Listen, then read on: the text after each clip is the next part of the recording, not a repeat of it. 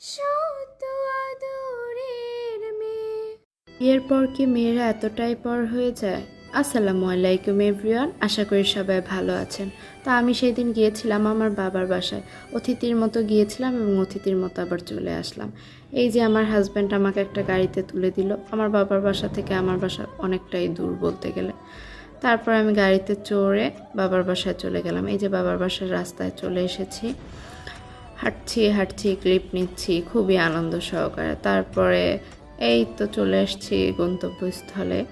তারপরে সিঁড়ি দিয়ে উঠলাম, উঠতে উঠতে দেখি যে আমার মা আমার জন্য অপেক্ষা করছে দরজা খুলে। এই জিনিসটা দেখে আমার খুব ভালো লেগেছে, খুবই আনন্দ লেগেছিল।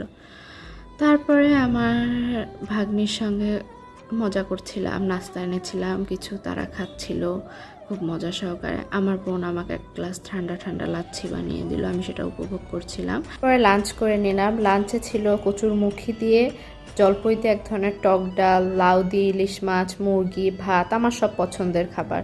লাঞ্চ করার পরে আমি একটা পাউন্ড কেক বানালাম। আমি খুব তাড়াতাড়ি পাউন্ড কেকের রেসিপি আপনাদের সঙ্গে শেয়ার করব।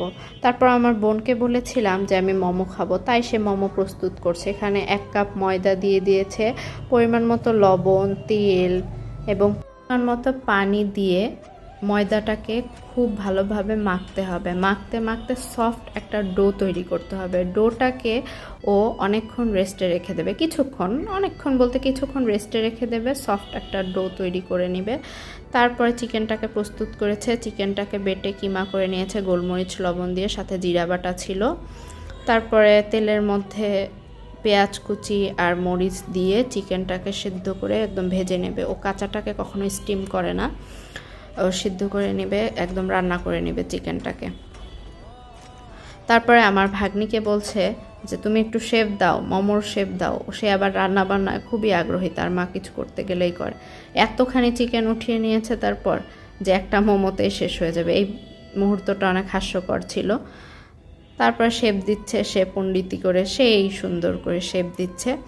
তারপরে আমার বোন কিছু মোমো সুন্দর করে বানিয়ে স্টিম করে আমার হাজব্যান্ডের জন্য পাঠিয়ে দিল।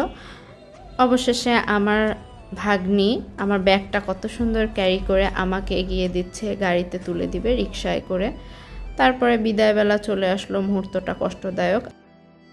তারপর আমার প্রিয় মানুষগুলোকে রেখে চলে আসলাম।